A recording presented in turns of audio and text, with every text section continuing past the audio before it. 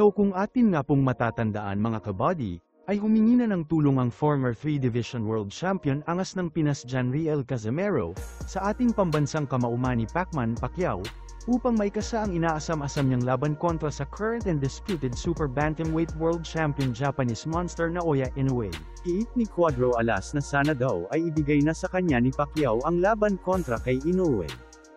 Nang sa ganun umano ay pag tinalo niya si Ino ay matigil na ang pagkukumpara ng mga fans kay Ino at Pacquiao, kasi wala naman daw katulad si Pacman at hindi daw pwedeng ikumpara ang binyansagang halimaw ng Japan, sa nag-iisang 8th Division World Champion ng boxing.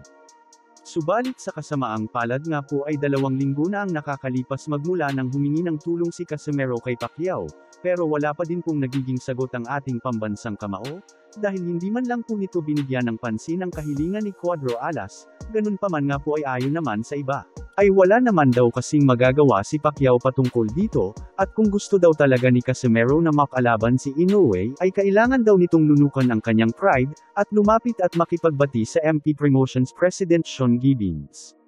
Ito ay dahil si Gibbons lang daw talaga ang may kakayahan na ibigay kay Casimero ang Ino fight, lalo pat mismong ang Japanese promoter ni Ino na si Mr. Honda na ang nagsabi na hindi daw siya makikipagnegosasyon patungkol sa mga laban ni Ino kung hindi kasama si Gibbons.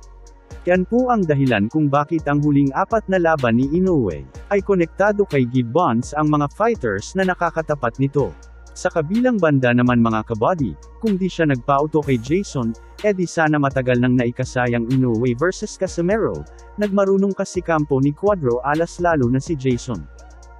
Ultimo sa conditioning at sa pagkomado ng laban, yan consequences ng desisyon nila, edi ngayon naghahabol sila at nagmamakaawa sila kay Pacquiao, magre-retiro na lanang yan si Casimero baka di niya pa nakakalaban si Inoue, if matalo si Ino baka sakaling siya piliin, para umingay ulit yung pangalan niya, and then after nun bla na siyang sealed sa career ni Inoue. At kung mahilig ka pala sa mga trending at pinag-uusap ang sports update sa Pilipinas ay mag-subscribe ka na kabody, para lagi kang updated pag may bago tayong uploads.